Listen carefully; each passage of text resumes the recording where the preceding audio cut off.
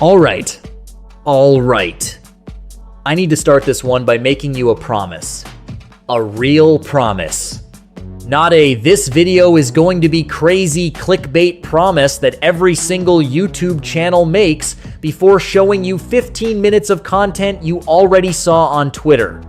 An actual, genuine, I will stake the reputation of this entire channel on it promise. What I am about to walk you through tonight is the most layered, most complicated, most genuinely fascinating drama story that these 2026 NBA playoffs have produced so far. And these playoffs have already given us Kevin Durant's burner account. So that is saying something. We are talking about Victor Wembanyama. We are talking about an elbow. We are talking about a flagrant 2 foul in the most important game of his young career that got him ejected for the first time in his NBA life. We are talking about a league that decided, after ejecting him, after the whole world watched it happen, that he didn't even deserve a fine. Not a suspension. Not a fine. Nothing. And this is where it gets good. We are talking about Draymond Green going on his podcast and saying the Timberwolves need to get revenge. We are talking about Stephen A. Smith on national television agreeing with Draymond Green. Stephen A. Smith agreeing with Draymond Green. If you know anything about those two men and their relationship, you understand why that alone should be a headline. We are talking about Lou Dort hitting Wemby in the face and telling him what the F***K was that to his face on the court after he hit him. We are talking about Isaiah Hartenstein grabbing Stephon Castle by the hair after getting dunked on. We are talking about Wemby laughing in SGA's face after blocking his shot. Like, actually laughing at Shy in double overtime of a conference finals game. And we are talking about a question that nobody in mainstream media has been willing to ask directly. But that I am going to ask right now. At the top of this video, because that is what we do here. The question is this: is Victor Wembanyama, the alien, the generational talent, the player who is supposed to be different from every basketball player who has ever existed, is he starting to lose control? Stay with me. Get comfortable. Because we are going to go through every single layer of this. And I promise you, I genuinely, sincerely promise you, that by the time we get to the part about what Draymond Green said and why Stephen A. Smith agreed with him, you are going to have a completely different understanding of what is actually happening in this series. Don't go anywhere. This is Court Talk. And this is the full story. Let's set the scene. Let's go back to Game 4 of the Spurs-Timberwolves second round series. Because to understand the moment, you need to understand everything that led to the moment. You need to understand the context, the pressure, the physical and emotional state of a 22-year-old kid who has been carrying an entire franchise and an entire city and the weight of generational expectations on his shoulders since the moment he stepped on an NBA court. The Spurs and Timberwolves series had been, up to that point, genuinely incredible basketball. The kind of basketball that reminds you why the playoffs are the best thing in American sports. It was tight. It was physical. It was two teams that genuinely did not like each other, playing with everything they had. The Spurs had won games 1 and 2. The Timberwolves had clawed back to tie it at 2-2. Game 4 was in Minnesota, in that Target Center crowd. That is one of the loudest and most hostile environments in the league, when the Wolves are rolling. And the Timberwolves came out in that game with a very specific, very deliberate, very calculated strategy. A strategy that was as smart as it was brutal. The strategy was simple. Make Victor Wembanyama uncomfortable. Not just guard him, not just double team him. Make him uncomfortable. Get in his body, get in his head, foul him hard on his drives. Make him feel every possession. Make him aware, every single time he touched the ball, that there were going to be physical consequences for trying to impose his will on this series. Anthony Edwards and the Timberwolves coaching staff had watched the film. They had seen that when Wemby gets physical contact at the rim, when his drives are met with hard fouls rather than clean contests, he sometimes gets rattled. Not badly, not obviously, but there's a slight disruption to his rhythm, a slight tightening of his movements that a good defensive team can exploit. And the Timberwolves? They are a very good defensive team. For most of Game 4, that strategy was working. Wemby was still Wemby. Still doing things that made your jaw drop, still making plays that no other human being his size has ever made on a basketball court. But he was also frustrated. Visibly frustrated. The kind of frustration that you can see in the way a player carries himself between plays, in the way he sets up on defense, in the slight extra edge that creeps into his movements, when the game stops going the way he needs it to go. And then, the moment happened. The moment that has generated over 1.6 million views on a single clip. The moment that the entire basketball world has watched, rewound, and debated endlessly. The moment that Victor Wembanyama, the most composed, most professional, most different kind of player prospect in recent NBA history, threw an elbow at Naz Reid. Now. Before we go any further, I want to be very careful here about exactly what the video shows, and exactly what we know for certain. Because this is where a lot of the coverage of this moment has been either lazy or dishonest in different directions, depending on who is telling the story and what conclusion they want you to reach. So let's be precise. What the video shows is Wembanyama in a post-up situation with Naz Reid defending him. There is contact, there is a struggle for position, and Wembanyama throws an elbow that connects with Reid in a way that the referees, after review, determined was a flagrant 2 foul. A flagrant 2. The most serious foul classification in the NBA. Automatic ejection. Which means Victor Wembanyama, in Game 4 of a tied playoff series, with his team needing this game desperately, was thrown out. And here is the first layer of drama. Here's the first thing that made this story so immediately explosive. Wemby's reaction. His face when the ejection was called. His face as he was being told what happened. The confusion. The disbelief. And then the most perfect detail of this entire story. The moment when Wemby, according to reporters at courtside, apparently asked someone near him what flagrant 2 even meant.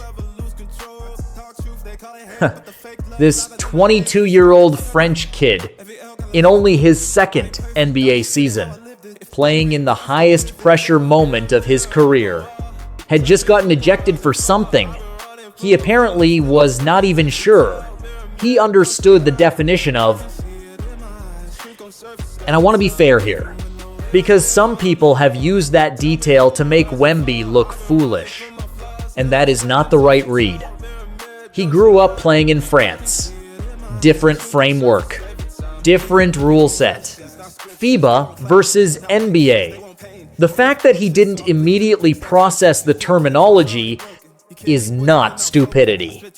But the optics of it, the image of the most hyped player in the league, standing there confused about why he was being ejected while millions of people watched, that image has a life of its own.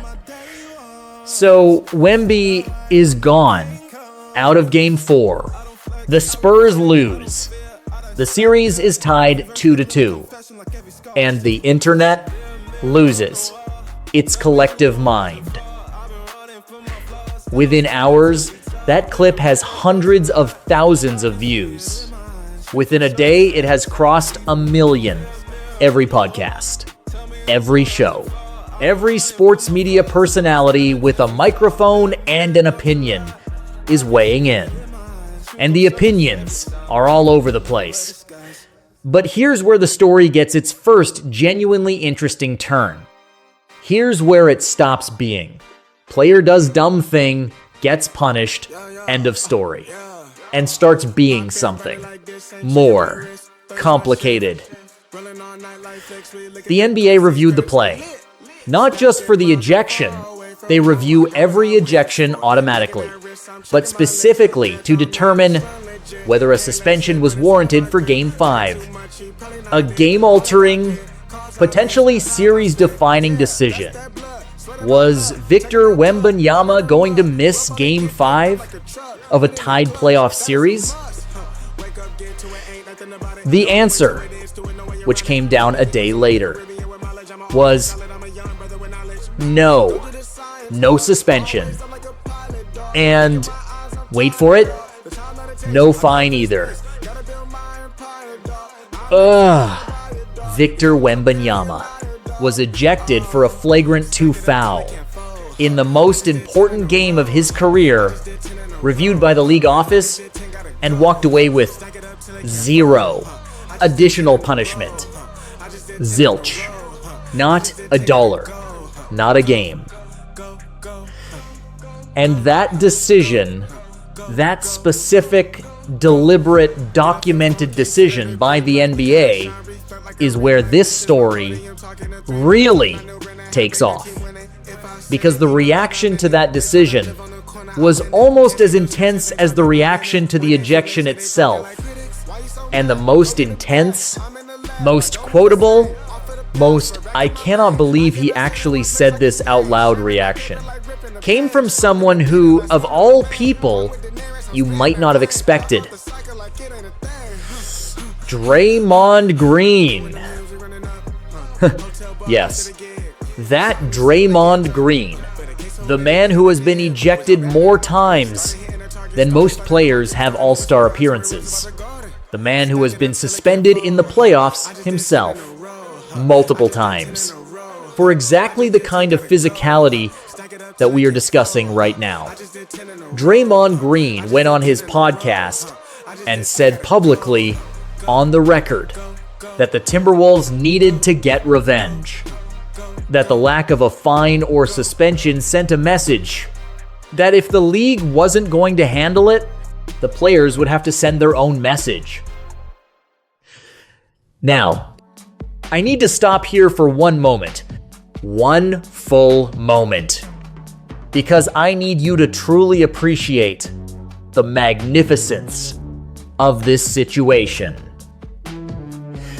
Draymond Green, the patron saint of flagrant fouls, the man who has made an entire career out of doing exactly what he is now criticizing, the person who has benefited from league leniency on multiple occasions, is now publicly suggesting that the Timberwolves need to physically respond to Victor Wembanyama because the NBA's punishment was insufficient. This is the sports media version of a pyromaniac, calling the fire department because someone else started a fire. The audacity, the unmitigated, spectacular, beautiful audacity. But here's what makes it even more extraordinary. Stephen A. Smith, ESPN's First Take, the man who has spent years going back and forth with Draymond, who has criticized him, who has defended him, who has had every possible publicly visible opinion about Draymond Green. Stephen A. Smith went on First Take and said, essentially, that Draymond was right. That everything Draymond said was correct. Stephen A. said it on camera, on ESPN, where millions of people were watching. Stephen A. Smith agreeing with Draymond Green about Victor Wembanyama. I genuinely did not have that on my bingo card for these playoffs.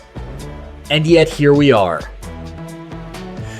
But before we dig into what Draymond and Stephen A. were really saying, and what it means for Wemby's reputation going forward, I need to give you some context about the physical environment of these playoffs that will make everything that comes next make much more sense. Because the Wemby ejection did not happen in a vacuum. It happened in the context of a league-wide adjustment that multiple teams made this postseason, based on the film they watched of how Wemby can be contained. And that adjustment is essentially be as physical as the refs will allow.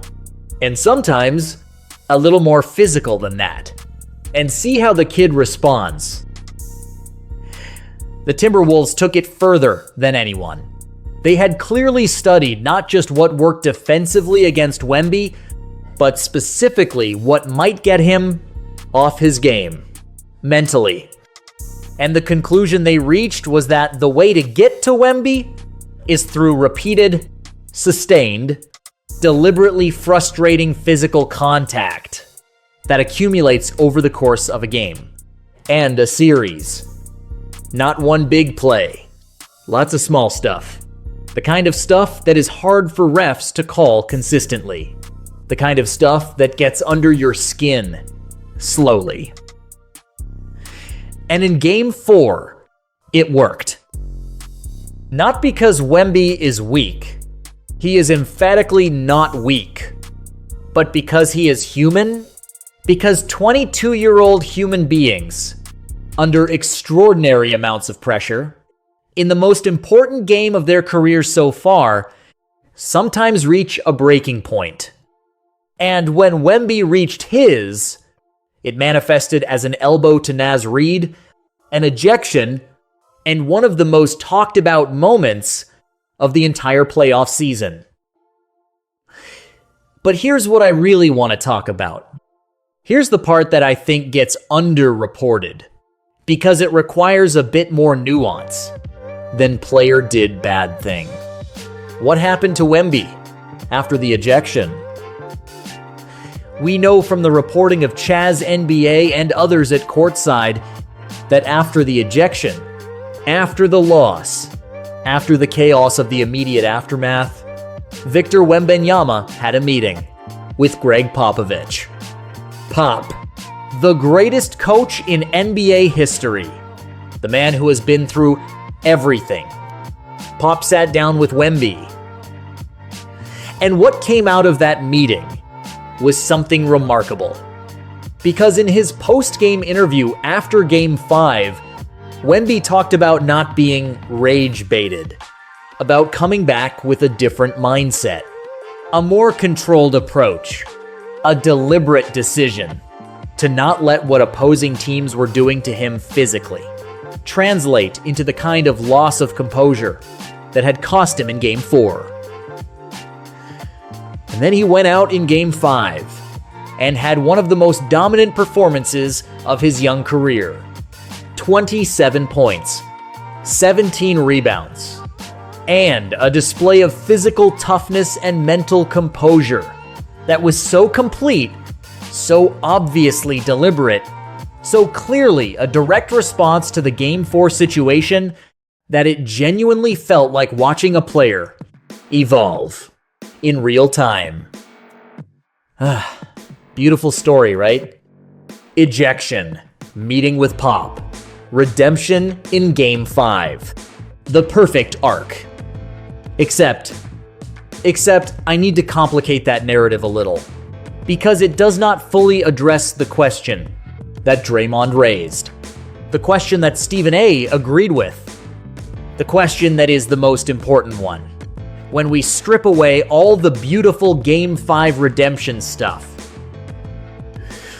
why was there no fine? Why was there no suspension? Think about the players who have been fined and suspended for flagrant fouls in recent NBA history. Think about the situations where the league came down hard, where the message was sent clearly and publicly. And then think about whether those situations look different from the Wemby situation in any ways that might explain the different treatment. I'm gonna leave that thought there, incomplete, because I think you're smart enough to complete it yourself. But I will say this. When Draymond Green, who has been on the wrong end of these decisions multiple times, who has been suspended and fined in situations that he argued were not as clear-cut, when he looks at what happened with Wemby and says, that's not right, it is worth taking that perspective seriously. Not because Draymond is always right. He is not always right. But because on this specific topic, on the topic of how the league handles flagrant foul discipline, Draymond Green has more experiential authority than almost anyone. And Stephen A. agreed with him, which tells you something. Now, let's talk about some of the other physical moments from this series, because some of these moments are genuinely wild and deserve their own attention. Let's talk about Lou Dort. Let's talk about what happened when Lou Dort hit Wemby in the face. Because here's a clip that got 305,000 views on Chaz NBA, which is significant, but which somehow did not generate anywhere near the national conversation that the ejection did. In Game 2 of the Thunder Spurs series, Lou Dort hit Wemby in the face. And this is the part that makes the clip what it is. Dort looked at Wemby and said, "What the F star Stark was that?" to Wemby's face after hitting him. Lou Dort, who hit Wemby, asked Wemby what the deal was. The audacity of that. The pure, beautiful, playoff physical audacity. And Wemby's reaction, which you can see in the clip, is fascinating. Because he does not escalate. He does not respond in kind.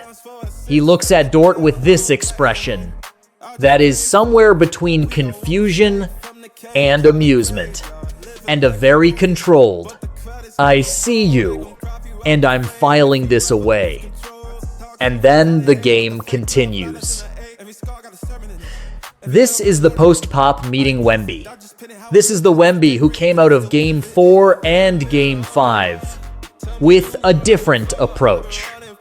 And honestly, that composure in that specific moment is more impressive to me than any of the highlights.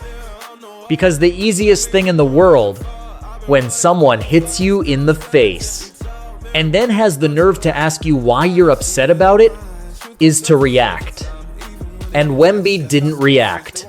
He smiled. He played on. But then there's Isaiah Hartenstein. Oh, Isaiah Hartenstein. Let's talk about Isaiah Hartenstein, because this man is having the wildest playoff run, in terms of sheer individual controversy, that I have seen from a role player in years. The clip that House of Highlights put up, 93,000 views and climbing, shows Hartenstein grabbing Stefan Castle by the hair after getting dunked on. By Stefan Castle, a rookie.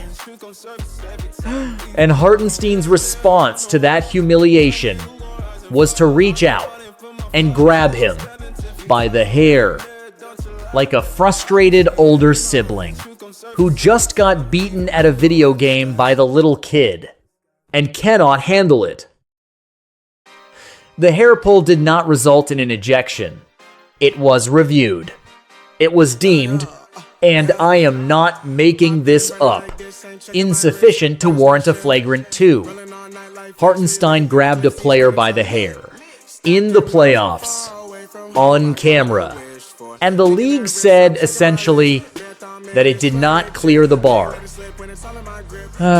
So let me get this straight. Wemby throws an elbow, flagrant 2, ejected, no fine, no suspension.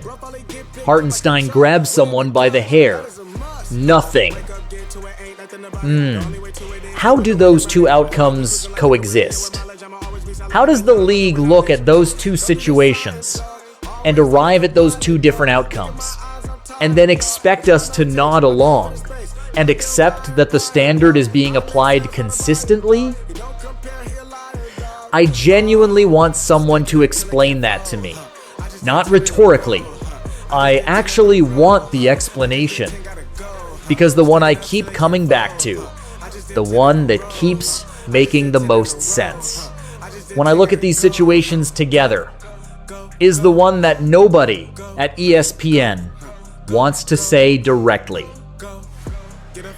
Which is that the application of league discipline in these situations has something to do with who the player is and what their brand value means to the league. And not just with the specific action taken on the court. Now, I need to tell you about Wemby laughing at SGA, because this is a slightly different kind of drama. Not physical, not disciplinary, but psychological. And it tells you something important about where Victor Wembanyama's head is at right now. In Game 1 of the Spurs Thunder WCF, the game that went to double overtime, that 2.35 million people watched highlights of, that is already one of the great playoff games of recent years. Wemby blocked a shot by Shai Gilgeous-Alexander. That's not unusual. Wemby blocks a lot of shots. What made the clip go viral was what happened immediately after. Wemby laughed. He looked at SGA, the MVP candidate, the best player on the best team in the Western Conference. And he laughed. Not arrogantly, not meanly, but with this specific kind of delight. This genuine, almost childlike joy at having made that play on that player. In double overtime of a conference finals game against the number 1 seed. And he's laughing. That, more than anything else we've talked about tonight, is what I think makes Victor Wembanyama genuinely different. Not just the talent, not just the size, but the specific combination of composure and joy, of taking the game seriously enough to be elite and lightly enough to laugh in the middle of double overtime. That is rare. That is maybe the rarest thing in basketball. But I do not want to end up here in full hagiography mode, because that is not what this channel does. There are real questions raised by everything we've walked through tonight that do not get resolved by a beautiful redemption narrative. and some good Game 5 numbers. Questions about the league's disciplinary standards. Questions about how Wemby handles extended physical duress, because the Timberwolves did crack him in Game 4, and that matters. Questions about what OKC's Thunder, who are more physical and more defensively disciplined than Minnesota, are going to do with the information from the first 2 games of the conference finals. Questions about the hamstring injuries to Jalen Williams and Dylan Harper that have quietly become one of the most significant subplots of the entire WCF. Here is the honest truth about what we've seen from Wemby in these playoffs, stripped of all the narratives and the hot takes, and the league conspiracy theories, and the redemption arcs. We have seen a 22-year-old of extraordinary gifts, dealing with an extraordinary amount of pressure, in an extraordinary environment, making some mistakes, growing from them in real time, and producing some of the most breathtaking individual basketball moments in recent memory. We have also seen the NBA make a disciplinary decision that raises real and legitimate questions about consistency and fairness. We have seen Draymond Green, of all people, become the voice of reasonable grievance on this topic.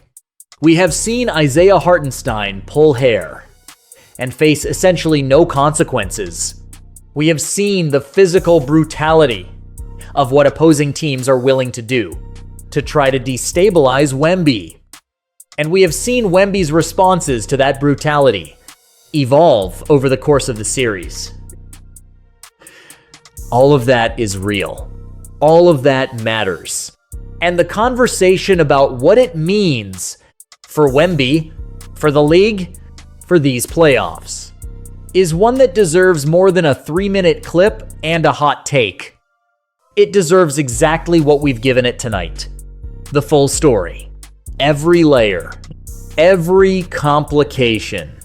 Every moment where the simple narrative gets disrupted by the messy, complicated, genuinely interesting reality. If this is the kind of content you've been looking for, if you've been tired of the 2-minute versions, and you want someone to actually sit with the story and give it the time it deserves, you already know what to do. Hit subscribe. Turn on notifications. Share this with someone who needs to hear the full version of a story instead of the highlight reel. Because we are just getting started with these playoffs. And there is more tea brewing right now than any single channel can cover. And I'll tell you this right now.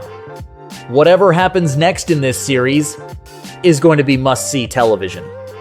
Because you have the most talented young player in basketball in the biggest series of his career so far, against a team that is physical and desperate and missing pieces, in an environment where the officiating has already been the subject of national debate, with Draymond Green essentially calling for physical retaliation via podcast.